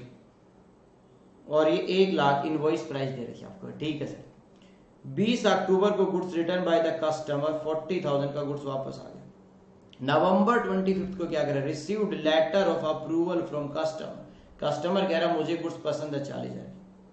दिसंबर 31 goods with customer awaiting approval, 20,000 की अभी भी पड़ी हुई customer के पास जिस पे approval नहीं दिया कस्टमर। रिकॉर्ड सेल और return transaction ordinary sale, you are required to pass the journal entry. तो सर क्या करोगे? बहुत सिंपल है बेटा। पहले तो आप जब सेल हुआ तो उसकी एक एंट्री पास करेंगे। तो ये आपका प्रॉब्लम नंबर 3 है। तो एक नॉर्मल एंट्री बनेगी सबसे पहले तो सेल की। तो हम क्या कहेंगे जब सेल हुआ, सन्ड्री डेटर्स अकाउंट डेबिट, और 2 आएगा सेल्स, इधर आएगा 1 लाख रुपए। पॉइंट नंबर 2, कस्टमर ने एंट्री की डेट लिख देंगे। हाँ सर लिख दो। क्या डेट बेटा? 15 सितंबर। फिर 20 अक्टूबर को उसने गुड्स लौटा दिए, और जब वो लौटाएगा तो एक एंट्री बनेगी sales account debit to sundry debtors. उसने कितने का गुड्स लौटाया? सर उसने 40,000 के गुड्स लौटा दिए, 40,000 की गुड्स वापस। ये देखो ना यहां दिया, उसने 40,000 के गुड्स एक्सेप्ट कर लिया। तो हम क्या कहेंगे, कब लौटाया उसने? नवंबर 25, नवंबर 25। No entry required. क्यों नहीं है? क्योंकि हम ऑलरेडी सर सेल कंसीडर कर चुके। 31 दिसंबर को क्या होगा? कस्टमर के पास, देखो बेटा ध्यान दो, 1 लाख का गुड्स भेजा था, 40 का रिजेक्ट हो गया यानी सेल नहीं बना, 40 का उसने रख लिया यानी सेल बन गया, 20,000 पे ना हाँ बोला ना बोला यानी गुड्स विद कस्टमर है। तो पहले तो हम एक नॉर्मल एंट्री यानी रिवर्स एंट्री पास करेंगे, sales account debit to sundry debtors,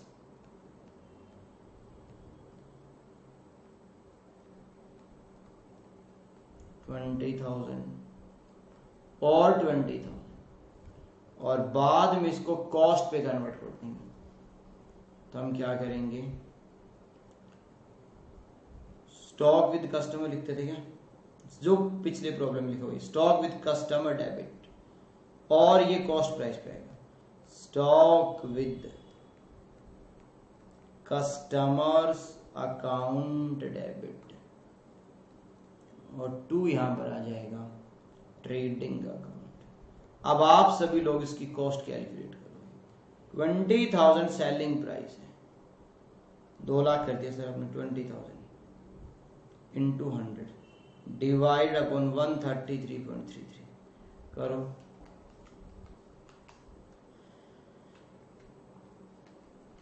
₹15,000 ये इसकी कॉस्ट आ गई।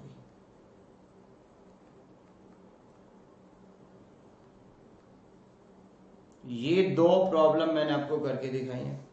अगर आपका कोई डाउट है तो जल्दी से बोलो इसके अंदर।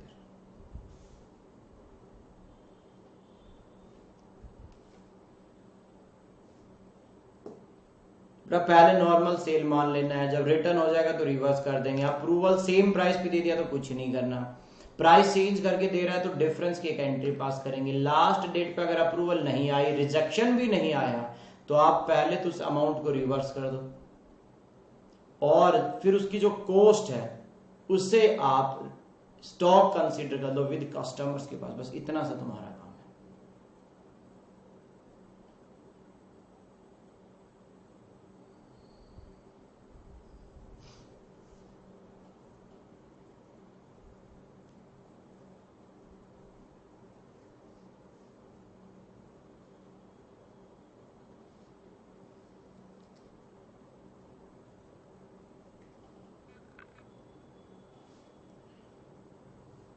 फिर ये पढ़ो कि next problem,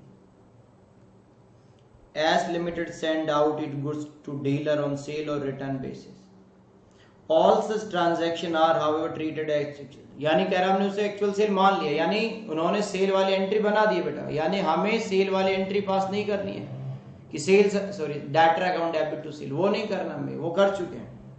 and are pass through the day book just before the end of the accounting year, कह रहा अकाउंटिंग ईयर एंड होने से पहले 31 मार्च 2016 200 such goods have been sent to dealer at 250 each, cost 200 रुपए पर यूनिट की, यानी cost जो था वो 200 है, बट इनवॉइस प्राइस पे हमने उसे 250 रुपए भी दिए।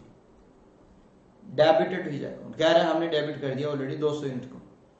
Of these goods on March 2016 50 were return and 70 were sold, while for other goods date of the return have not yet expired।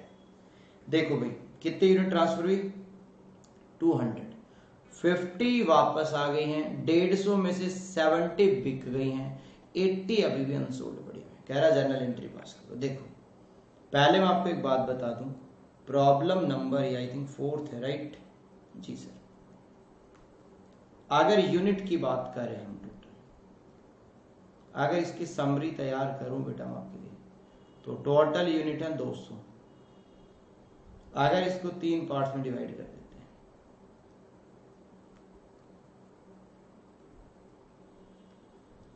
Return, accepted और विद कस्टमर, यही तो कंसीडर होगा ना। उन्होंने कितनी लौटाई, दिया हुआ शायद बुक में, कितना दिया बेटा, 50 यूनिट रिटर्न, 50 वापस लौटा दिए, ठीक है। एक्सेप्टेड कितना, 70 पे अप्रूवल आ गया, और 80 अभी भी किसके पास पड़ी हुई है, customer.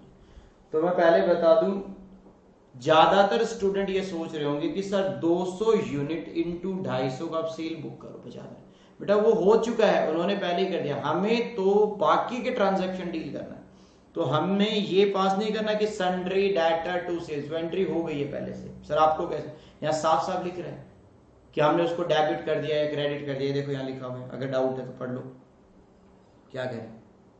And debited Vij account, कह रहा हमने ऑलरेडी उसे डेबिट वगैरह कर रखे, तो जब वो वापस लौट कर आएगी तो हम उसे रिटर्न मानेंगे। सॉरी, तो हम क्या कह सकते हैं, sales account debit to sundry debtors. ये मैं रिटर्न से स्टार्ट कर रहा हूं, यानी सेल की एंट्री ऑलरेडी बुक्ड है प्रॉब्लम में, 50 यूनिट्स एज वेल एज इसकी प्राइस 250, 50 इंटू 250, ये 12,500 की एंट्री पास होगी।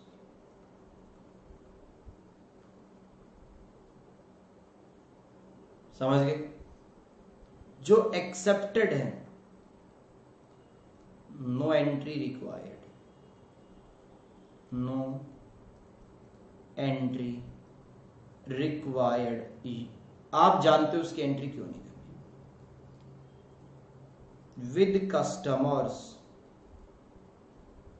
जो कस्टमर्स के पास पड़ी हुई है उसकी एंट्री पास होगी, और उसकी 2 एंट्री बनेगी। बोलो क्या? पहले तो हम उसे सेल अकाउंट को डेबिट कर देंगे, sales account debit to sundry debtors, यानी पहले तो हम उसे रिवर्स करेंगे, 80 यूनिट्स इंटू 250, यानी इसे सेल नहीं बनाना, तो आप 80 मल्टीप्लाइड बाई 250 करेंगे तो ये आएगा 20,000 आपका कैलकुलेट हो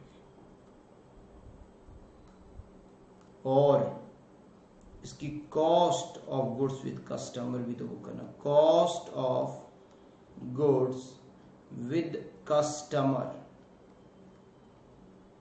जो कस्टमर के पास है उनकी भला कॉस्ट क्या है, तो उनकी कॉस्ट की अगर मैं बात करूं बेटा 80 यूनिट 200, तो वो आपकी 16,000 रुपये। तो सर एंट्री पास करो आप तो बस। Stock with customers account debit, यानी हम ये कह रहे हैं ये गुड्स हमारे पास नहीं पड़े हुए, ये कस्टमर के पास रखे हुए हैं और उनकी इतने रुपए की कॉस्ट है, यानी ये हम क्लोजिंग स्टॉक के जैसा ट्रीटमेंट दे रहे हैं और ये हमारा कॉस्ट प्राइस पे कंसीडर होगा। समझ आया यहां तक? बिल्कुल सर क्लियर है, बोलो जल्दी से।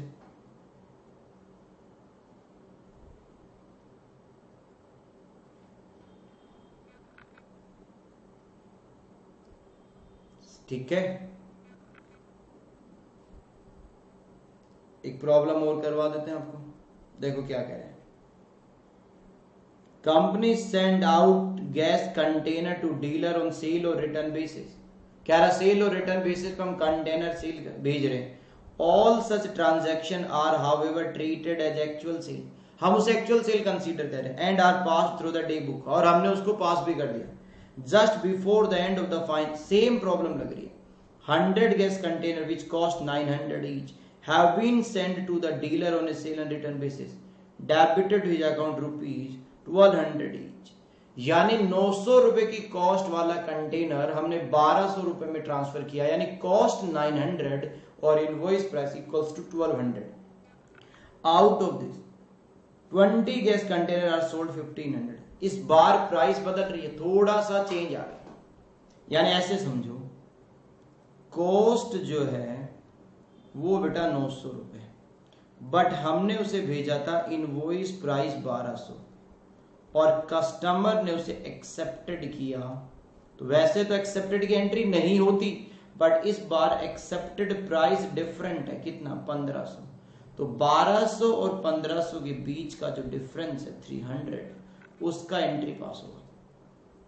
बस कह रहा है कि आप इसको कैसे डील करेंगे।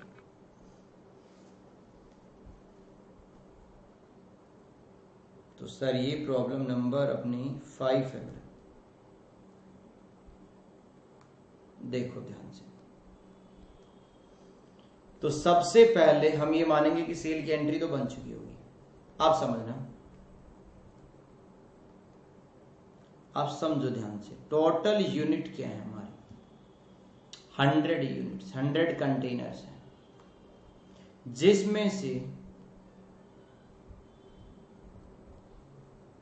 100 यूनिट जो है 20 यूनिट एक्सेप्टेड है।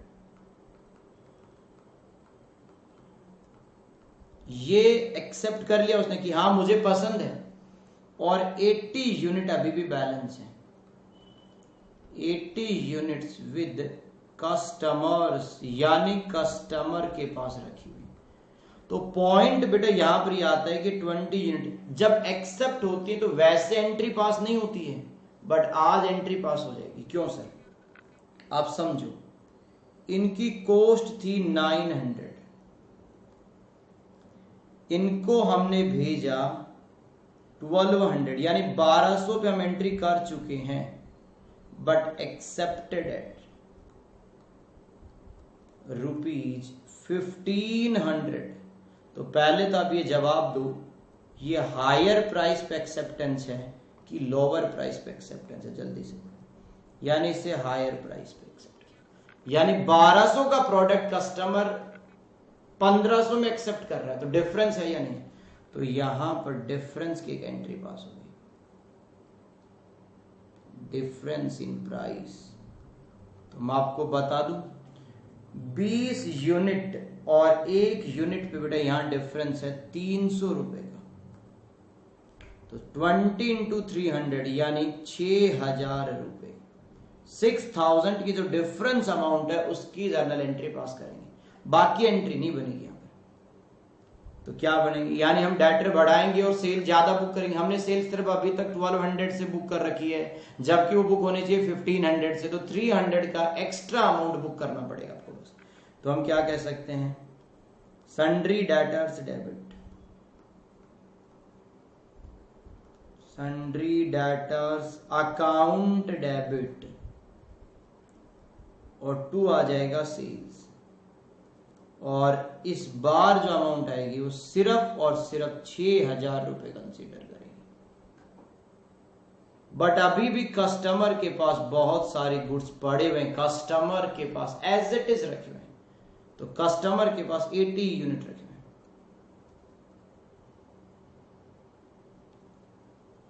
तो हम पहले उन्हें पहले उसकी रिवर्स करेंगे। तो sale account debit to sundry debtors, तो भेजते वक्त आपने उसे, सर ये क्या लिख दिया, अरे बेटा सॉरी, मैं देख रहा था कि आप ध्यान दे रहे हो कि नहीं दे रहे हो, पता चले कि मैं किए जा रहा हूं और आप आराम से मस्त बैठे बातें कर रहे हो। सन्ड्री डेटा डेबिट, तो 80 यूनिट मल्टीप्लाइड बाई 1200 बराबर 80 इंटू 1200 इक्वल्स टू 96,000 आएगा। बरोबर क्लियर? और इनकी कॉस्ट क्या है? तो cost of goods with customer, यानी कस्टमर के पास जो है बेटा स्टॉक हमेशा कॉस्ट पे आता है, इसलिए इसे भी कॉस्ट पे लाएंगे। 80 यूनिट इंटू 900 बराबर 72,000, 72,000 रुपए। क्या एंट्री पास करोगे? Stock with customer debit, stock with customers account debit, और 2 ट्रेडिंग अकाउंट, और अमाउंट इक्वल्स टू 72,000। अब मैं एक्सपेक्ट करता हूं जो मैंने अभी तक बताया वो आपको सब समझ में आ गया होगा। यानी इस बार का जो प्रॉब्लम था उसमें हायर प्राइस पे कस्टमर ने एक्सेप्ट किया, तो आपको क्या एंट्री पास करनी पड़ी? ठीक है सर, ये समझ आ गया। एक बार जल्दी से देख सकते हो, अगर आपका कोई डाउट है तो बताओ।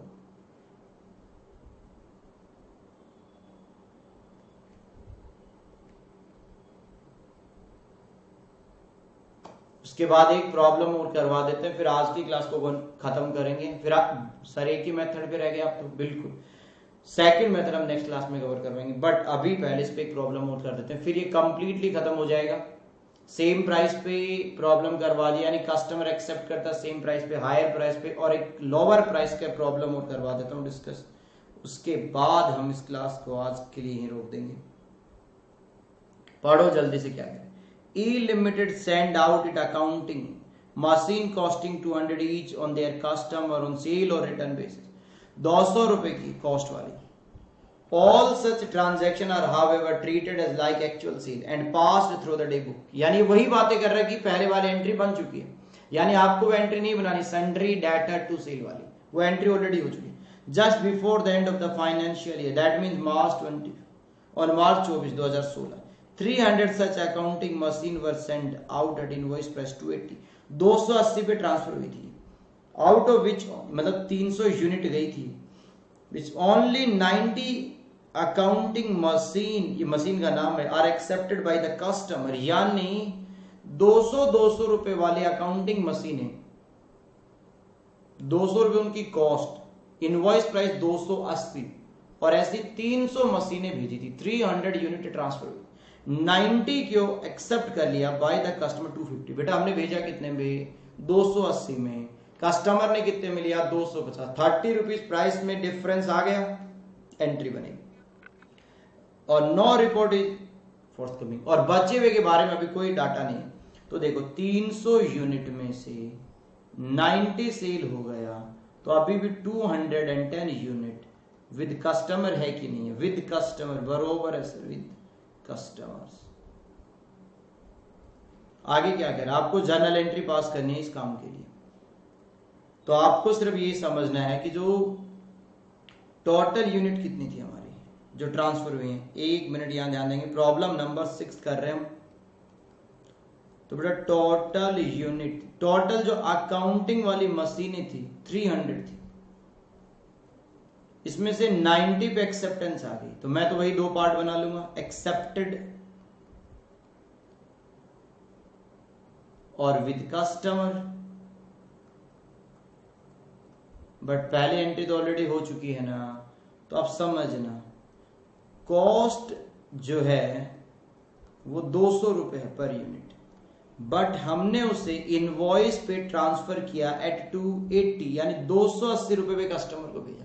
बट कस्टमर बेटा कहता है कि मैं इसे एक्सेप्ट करूंगा, यानी कस्टमर उसे एक्सेप्ट तो करता है बट 250 रुपए पे एक्सेप्टेंस देता। बोलो 30 रुपीज उसने कम दिया या नहीं दिया, और हम मान गए, तो डिफरेंस आया कि नहीं आया, अमाउंट ऑफ डिफरेंस। तो डिफरेंस की एंट्री पास होती है। सेम प्राइस पे एक्सेप्ट करता तो कुछ नहीं, कम पे करेगा तो डिफरेंस की एंट्री, ज्यादा पे करेगा तो भी डिफरेंस की एंट्री। तो उसने 90 यूनिट को एक्सेप्ट किया इनटू 30, तो 2700 की एक एंट्री पास होने वाली। बोलो सर क्या एंट्री बनेगी। तो बेटा यहां पर मैं एक एंट्री बनाऊंगा, हमें डेटर बढ़ाने पड़ेंगे। सॉरी बेटा कम हो रहा है तो डेटर कम करने पड़ेंगे, गलत बात होगी। हमने 280 से डेटर बना रखे होंगे, जब 250 से ही बुक होना चाहिए, तो हमें डेटर भी कम करने और सेल भी कम करनी।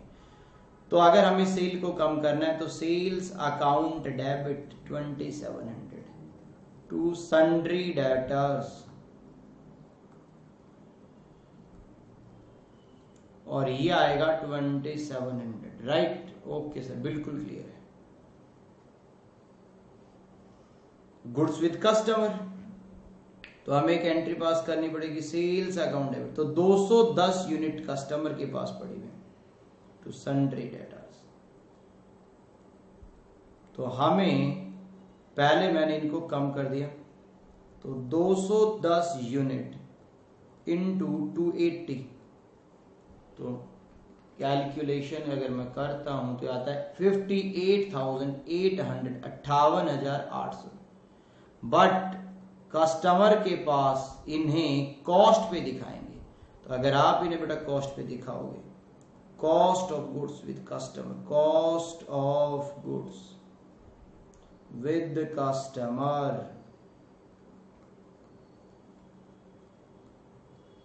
तो आपको क्या करना है, 210 यूनिट इंटू 200, 210 इंटू 200, 42,000 इनकी कॉस्ट है, बस ये करना था। तो सर हमें क्या करना है, stock with customer debit, stock with customers account debit to trading account, और इसी के साथ ये आपकी एक एंट्री खत्म होगी। और हम उम्मीद करते हैं कि बेटा आपको बिल्कुल समझ आया, क्लियर है। तो अब जल्दी से रिवाइज करवा दो।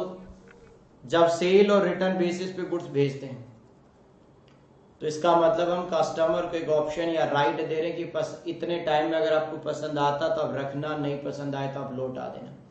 अब ये ट्रांजैक्शन की अकाउंटिंग करने के लिए अलग अलग तरीके हैं। अगर ट्रांजैक्शन बहुत कम है तो ये वो वाला पॉइंट था, तो आप ऑर्डिनरी सेल कंसीडर करो। जब आपके पास ट्रांजैक्शन थोड़े ज्यादा हैं तो उसकी अकाउंटिंग अलग होगी। जब ट्रांजैक्शन बहुत ज्यादा होंगे ऐसे तो आपको अकाउंटिंग और ज्यादा करनी पड़ेगी। तो पॉइंट ये था जब ट्रांजैक्शन बहुत कम थे तो आपको ऑर्डिनरी सेल कंसीडर करना था। तो जब जैसे आप गुड्स सेंड करोगे आप इमीडिएटली एक एंट्री पास कर देते हो, एक तरीके का सन्ड्री डेटर टू सेल, और ये एंट्री इनवॉइस प्राइस पे बनती है। अब अगर विद इन अ टाइम अगर कस्टमर उसे रिजेक्ट कर देता है, कस्टमर को पसंद नहीं आई, लौटा दिया, तो जितने रुपए से आपने उस एंट्री उन गुड्स को बुक किया था सेल, उतने से उन गुड्स को रिवर्स कर देंगे, यानी उनकी सेल रिटर्न कंसीडर कर लें।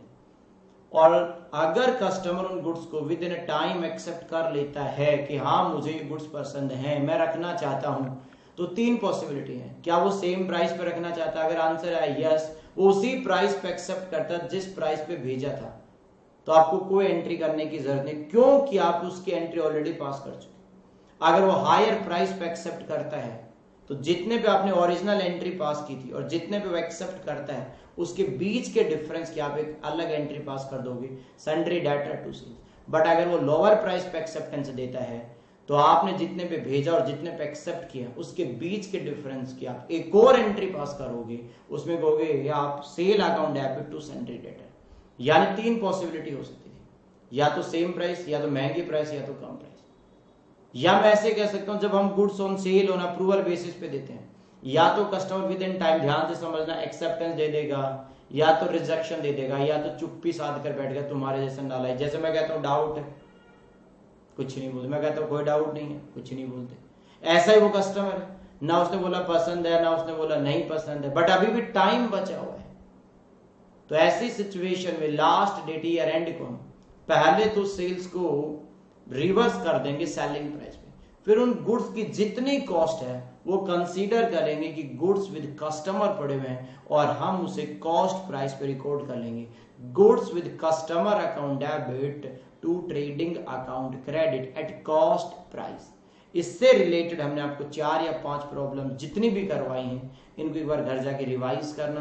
कोई डाउट होता है तो बेटा नेक्स्ट क्लास में डिस्कस करेंगे, सेकंड और थर्ड मेथड को समझाएंगे, फिर ये चैप्टर कंप्लीट हो जाएगा, फिर आपका कोई डाउट नहीं बचेगा। सर होमवर्क नहीं है क्या? तुम भी क्या याद रखोगे? लो ये आपका एक होमवर्क है, प्रॉब्लम नंबर से कोशिश करना करने की, हो जाए तो ठीक है, अदरवाइज मैं नेक्स्ट क्लास में डिस्कस कर दूंगा। कोई टेंशन नहीं लेनी आपको, ट्राई करके आना, सारी प्रॉब्लम्स को करना, कोई दिक्कत हो तो डिस्कस करना। बाकी बेटा आज की क्लास यहीं पे खत्म होती है। जय हिंद।